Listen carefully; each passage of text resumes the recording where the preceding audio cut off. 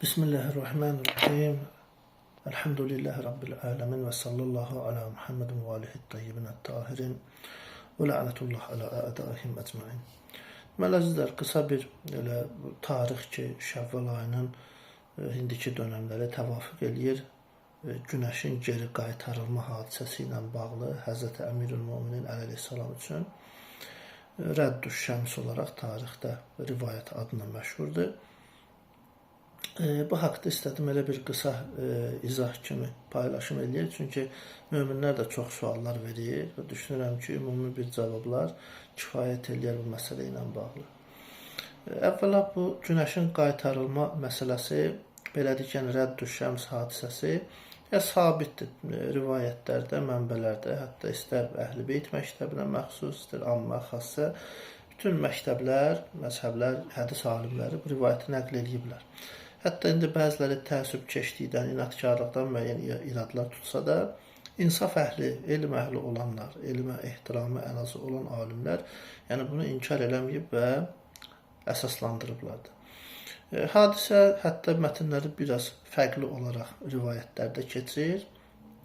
Əvvəla qeyd edeyim ki, günəşin geri qaytarılması hətta İslam Peyğəmbəri sallallahu aleyhi və aleyhdən əvvəl də baş verdiyi bəzi rivayətlərdə gəlir. Məsələn, mərhum Şeyx Sadıq rəhmətullahi aleyh Mən la Yaxdurul Fəqih kitabında 1-ci cildində orada qeyd vurur ki, bu hadisə 3 Bəni İsrail Peyğəmbəri üçün də baş veribdir.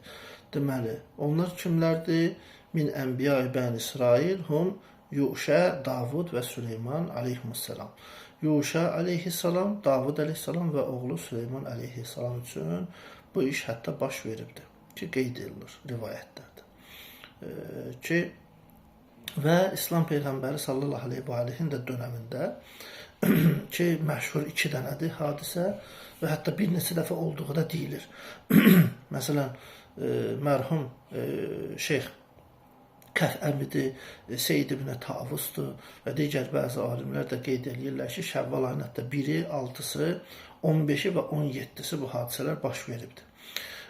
Hər hal ikisi ən əsası qeyd olunan məşhur və sabit məsələdir ki, biri Peyğəmbər sallallahu aleyhi və aleyhin zamanında baş verib, günəşin geri qaytarılması İmam əleyhissalam üçün. Digəri isə Peyğəmbər sallallahu aleyhi və aleyhdən sonra ki, Xəvaricdən, döyüşdən belə deyək də, qayıtdıqdan sonra ki, Nəhərvan döyüşündən, yəni qayıtdıqdan sonra Həzrət Əli əleyhissalam üçün bu baş verir. Və hətta Həzrət Əmir-əl-Möminin əleyhissalamın ki, ziyarətnaməsi var. Peyğəmbər sallallahu aleyhi və aleyhin dünyaya gəldiyi gün əleyhissalamın ziyarətli və ziyarətnaməsini oxumaq ki, müstəhəbdir. Həmin İmam Sadiq əleyhissalamın nəql olunmuş ziyarətnamədə də buna toxunur. Əssəlamu aleykə ya mən ruddət ləhuş şəmsu ki, bu kəlmə olaraq keçir. Salam olsun o kəsə ki, onun üçün günəş nə olub, geri qaytarılıb. Yəni, bu ziyarətnamədə də belə öz yerini hətta tapır.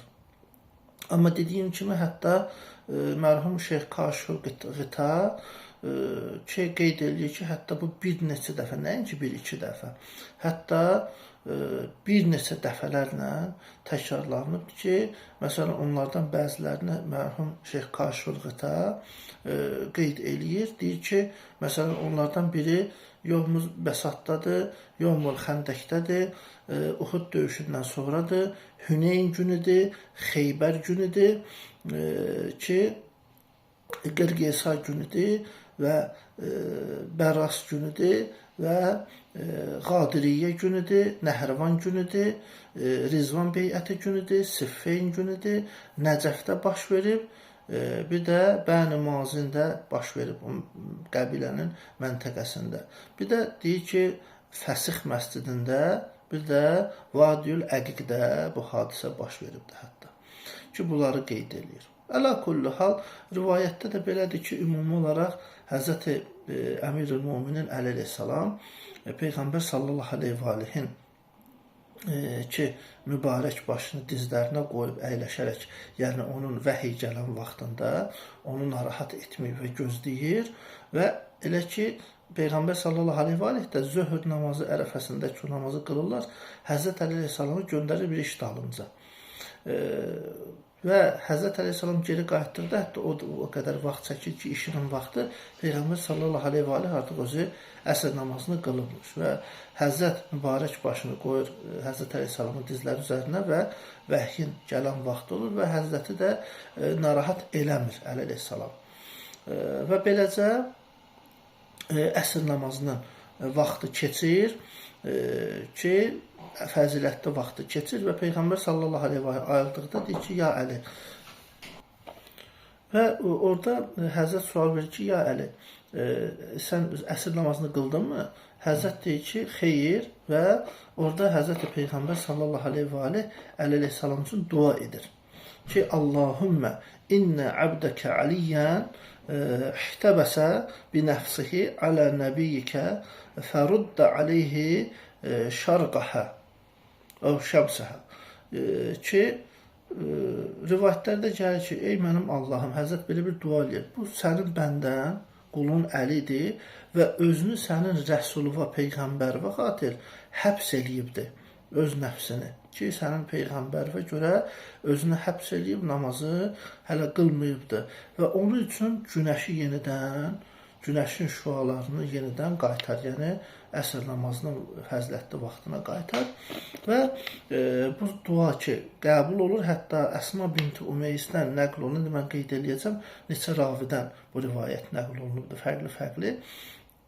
Əsma binti Umeys deyir ki, məsələn, deyir, bu zaman gördü ki, günəş yenidən göründü və hətta dağların üzərinə qalxdı və şəfəqləndi.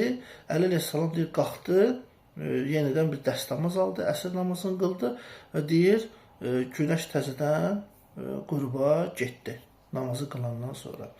İndi, məsələn, bəziləri irad tutublar ki, imam namazı qəziyə verdi, yaxud bu Peyğəmbərin imamın şəhərinə sığmayan bir məsələdir, zəifdir. Buna görə məxsus da İbn-i Covzi, İbn-i Kəsir, İbn-i Teymiyyə kimi alimlər ki, bunu rivayəti zəif çıxartmağa çalışıblar və bəzən görürsən ki, təəssüf gözünə Əhl-Beyt məktəbinin davamçısı deyən şəxslər də bu cür iradlar gətiriblər. Və təbii ki, irad mümkündür ki, olsun, yəni bu qapı açıqdır, qaçılmazdır. Lakin insaf əhli həmişə birinci növbədə verilən cavabları, izahları geniş araşdırmalıdır, təhqiq eləməlidir. Ondan sonra fikri ümumi bəyan etməlidir ki, niyə? Çünki o irad zəif bir irad kimi o şəxsin, belə deyək ki, o dilindən aşkara çıxmasın. Ayətullah Seyyid Milani, həfəzəhullah, gözəl bir izahı var, belə sadə dildə. Qeyd edir ki, ümumiyyətlə birinci növbədə rivayətlərə biz baxdıq, görür ki, Həzrət Əleyhisselam oturduğu yerdə namazı qılır, yəni əyləşdiyi yerdə namazı əda eləyir, sadəcə ayağa qalxa bilmədiyi üçün. İkinci növbədə namaz qəziyə getməmişdi, sadəcə müstəhəb vaxtı itir ki, və nəticə etibarı ilə Həzrət onun ən fəzilətli vaxtında qılınması üçün ki, Peyğəmbər sallallahu aleyhi və aleyh dua edir və günəş geri qayıdır, Həzrət yenidən onu əda edir. Xülasə biz yəni bunlara diqqət elədikdə görürük ki, əslində həqiqətən də Əmir-ül-Müminin Əleyhissalamın ki, bu cür işləri qarşılaşması və görməsində də heç bir müşkül yoxdur. Hətta Peyğəmbər sallallahu aleyhi və aleyhdir. Niyə? Çünki ilahi şəxsiyyətlərdə qısa qeyd vuram ki, iki cür vilayət var. İlahi höccətlərdə rəhbərlərdir. Biri budur ki, təkvini vilayətdir. Məsələn, təkvini vilayət budur ki, insanların əli çatmayan xariquladı işlərin görülməsi. Məsələn, Peyğəmbər sallallahu aleyhi və aleyh günəşi, məsəl üçün, geri çağırdı, ayı iki yerə böldü, məsəl, ağacı danışdırdı və s. Daş dilə gəldi, şəhadət verdi və s. müxtəlif möcüzələr. Yəni, xülasən möcüzələr anlayışı təkviri vilayətə aiddir ki, bütün yaradılışda Allahın izni ilə bir qüdrət var ki, onlarda o təsir qoya bilirlər. İkincisi, təşri vilayətdir. Yəni, şəriət baxımından sahibləndiyi hüquq və hakimiyyət. Ki, bu baxımdan da bu məsələlər təkvini vilayətə aid olaraq qeyd olunan bir məsələdir ki, heç bir problemi yoxdur. Ki, məsələn, belə deyək də, ümumi olaraq bu hadisənin özündə rivayətin nəql olunmasında ki, ravilər zənciri var, neçə şəxslərdən deyilibdir və onlardan istəyən bəzilərinə qeyd edək ki, məsələn, kimlərdən nəql olunur? Biri Əmir-ül-Müminin Əleyhissalamın özüdür. ki, Əhl-i Sünnədə dediyim kimi nəql olunubdur. Məsələn, Feyz Kaşani Əl-Vafi kitabının 14-cü cildində bunları qeyd eləyir. Və həmçinin də ki, bu məsələdə özdə alimlərin ittifaq olunduğu hətta qeyd vurulur. Məsələn, Muhammed Baqir Mahmudi ki, Rəddüş-Şəms hədisi haqqında yazdığı məxsusi Risalə kitabında orada bunları qeyd eləyir. Məsələn, İmam Əli əleyhissalamdan nəql olunub, İmam Hüseyin əleyhissalamdan nəql olunub ki, Əbu Rafeydən nəql olunubdur, Peyğəmbər sallallahu mövlasından, Əbu Zər Ğəffaridən nəql olunubdur, Cabir ibn Abdullah Ənsaridən nəql olunubdur, Ümmü Sələmədən nəql olunubdur, Əsma binti Umeysdən nəql olunubdur, Ummu Hani binti Əbu Talib ki, aleyhissalamdan nəql olunubdur, Abdullah bin Abbasdan nəql olunubdur və Ənəs ibn Malikdən və həmçinin də dediyimiz kimi ki, Əbu Hüreyrədən belə bu rivayət nəql olunubdur. Və qeyd vurum ki, əslində bu rivayətə zəif deyənlər təbii ki, çox cılız məsələyə yanaşıblar və çoxsunun da inatkarlığı, Əhl-i Beytə qarşı təəssüf ki, düşmənçiliyindən bunu zəif çıxartmaq hissləri vardır. Məsəl üçün, alimlərdən ki, böyük Əhl-i Sünnət alimləri Əbu Cəfər deyir ki, "Kullu hadihi'l hadis min alametin nubuvvə. Faqat hakə Ali bin Abdurrahman bin Muğeyrə ən Əhməd bin Salih ənəhu kana yaqul." Deyir ki, bu hədislərin ki, hamısı var, nübüvvətin əlamətlərindən hesab edilir. Və deyir, Əhməd ibn Salihdən də belə bir nəql var ki, deyir, elm axtaran bir şəxs üçün layiq deyil ki, bəs Əsmanın hədisini qırağa atsın. Əsma bint Umeysdən gələn rivayəti kənara atsın. Li'ənəhu min əcəlin əlamətin nübüvvə. Çünki niyə? Bu rivayət ki, ümumiyyətlə nübüvvətin ən böyük əlamətlərindən sayılır, hesab olunur. Yəni, elm əhlinə deyir ki, elm axtaran şəxslər üçün belə icazəli deyil ki, bu iş görsün. Yəni, onların şəhəninə də sığmaz. Məsəl üçün, Cəlaləddin Suyuti özü Əbu Hüreyrənin hətta özündən nəql etdiyi var ki, Peyğəmbər sallallahu aleyhi və aleyh başını Həzrət Əleyhisselamın dizlərinə qoyub yatır və əsr namazını Əleyhisselam hələ qılmamışdı. Fələmmə qamən nəbi sallallahu aleyhi və aleyh da'uləhu və ruddət aleyhi şəms həttə sallə sümmə qabət saniyə. Deyir, Həzrəti Peyğəmbər sallallahu aleyhi yuxudan qalxır, Əli əleyhissalam üçün dua edir. Həzrəti Əmir-ül-Müminin Əli əleyhissalam əsr namazını qılır və sonra günəş yenidən qüruba gedir.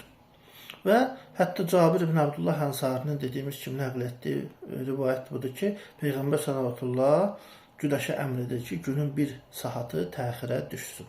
Və bu da bir çox kitablarda gəlib. Hətta dediyimiz kimi onun zəif demək istədiklərini də biz baxırıq ki, yaxşı deyək ki, bu sənəd baxımından zəif demişsiniz.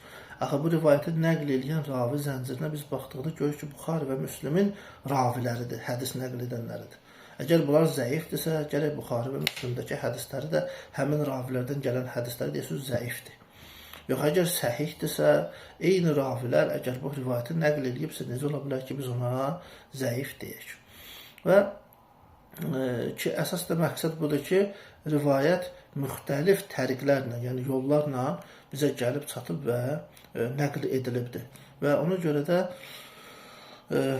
çox maraqlıdır ki, hətta İbn Teymiyyə belə bir irad tutur ki, bu daha çox o qədər nəql olunmalı idi ki, əgər bu həqiqətən baş vermişdirsə. Nəticə etibarı ilə bunu şübhə altına almaq olmazdı. Amma biz baxırıq, görürük ki, əslində elə insanların Əhl-i Beyt əleyhissalamla Bəni Üməyyənin düşmənçiliyi məxsusən əslində bu hadisələri gizlətmək üzərində çalışılırdı. Məqsəd bu idi, Əhl-i Beytə düşmənçilik edirdilər, düşmənçilikləri daha şiddətli idi. Ona görə də bu rivayətləri ilə ancaq baxırıq ki, həqiqətən də biraz insaf olan, necə ki, bayaq alimlərdən də istat vurdum ki, deyiblər ki, elm əhlinə layiq deyil ki, insaf əhlinə də layiq deyil ki, bu rivayətləri kənara qoysun və nübüvvətin əlamətlərindən olan bir hadisəni inkar eləsin. Və hətta ki, məsəl üçün İbn Teymiyyə bəzi yerlərdə hətta deyibdir ki, Peyğəmbər sallallahu əsr namazı yatmışdı və bu vaxtı yatmaq məkruhdur, bəyənilmir.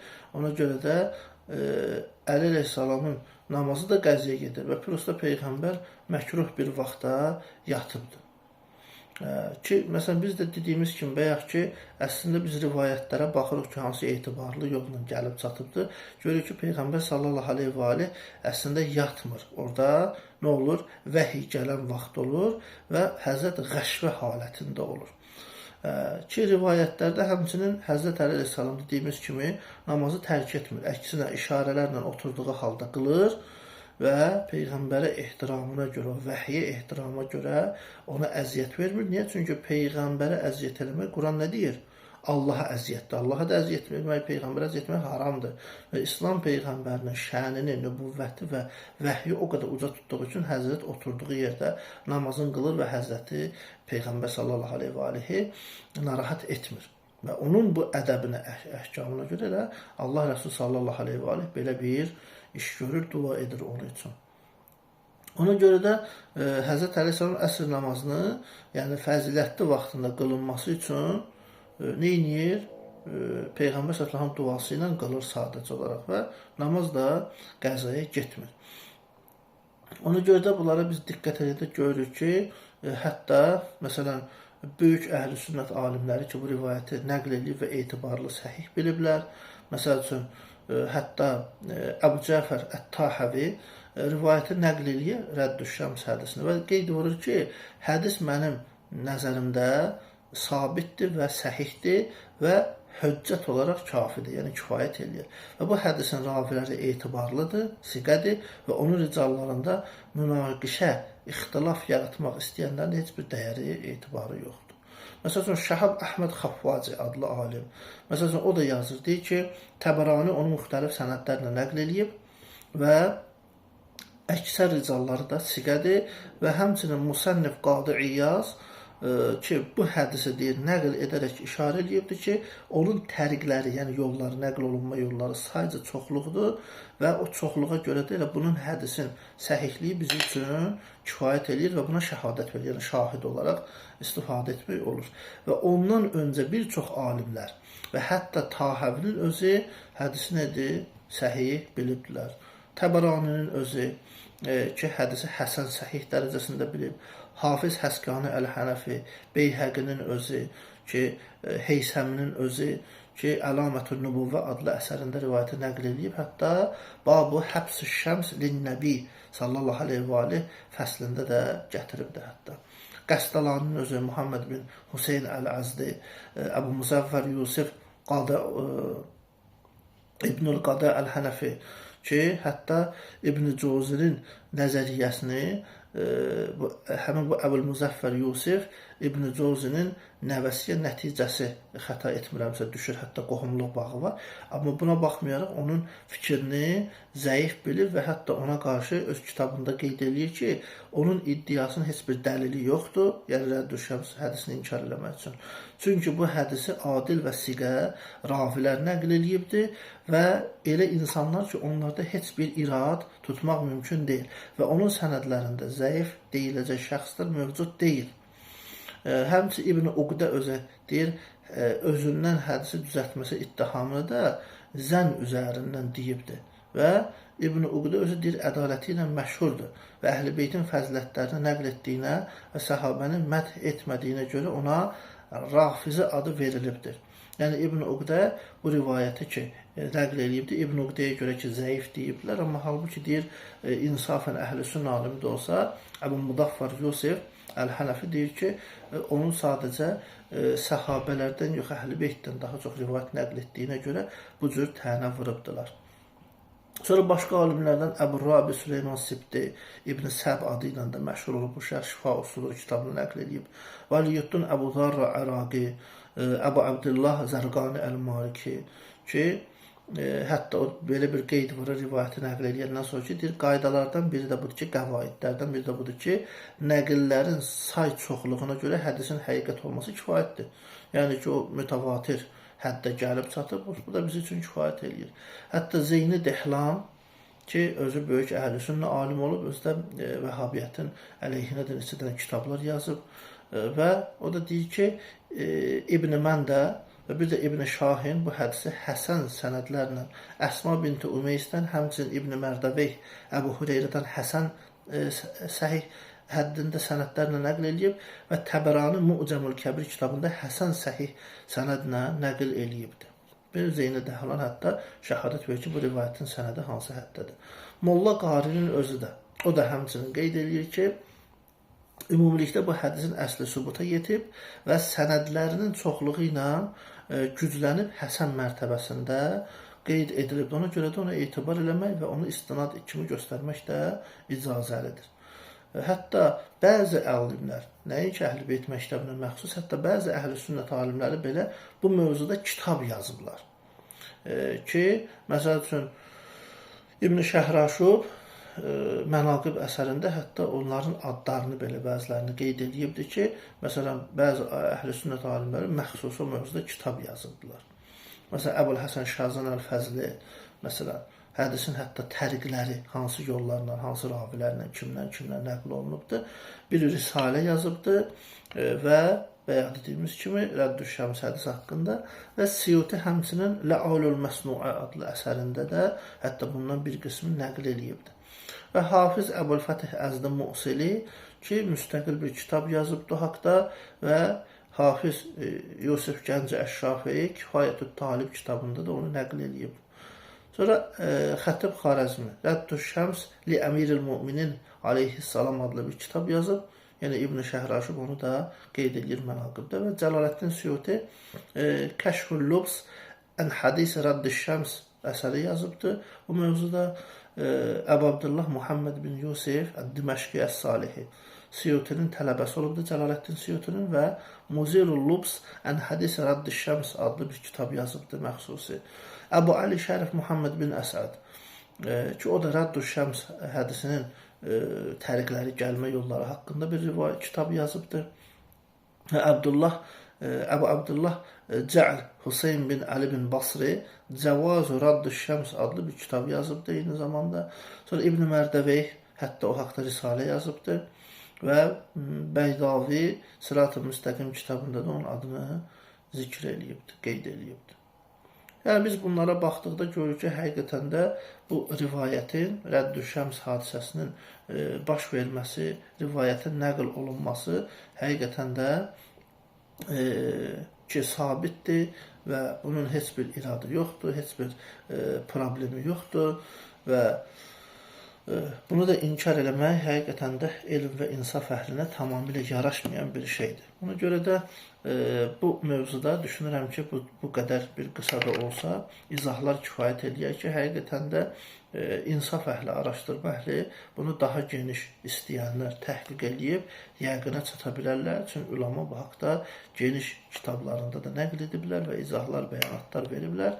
Ona görə də hansısa bir məsələni əldə bəhanə tutaraq ki, yaxud düşmənçilik kimi əldə bəhanə tutaraq irad bildirmək təbii ki, elm və insaf əhlinə yaraşan bir, layiq olan bir sifət deyil.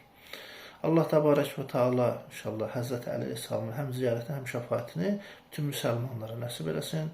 Elhamdülillah Rabbil Aləmin.